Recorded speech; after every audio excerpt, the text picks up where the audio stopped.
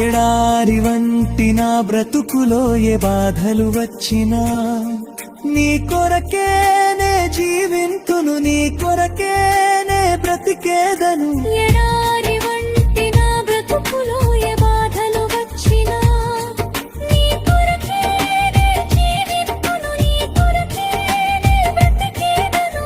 నన్ను రాలిపోనీయాక, నన్ను రాలిపోనీయాక, నీ రెక్కల మాటున నన్ను భద్రపరచుము ఓ యేసయ్యా.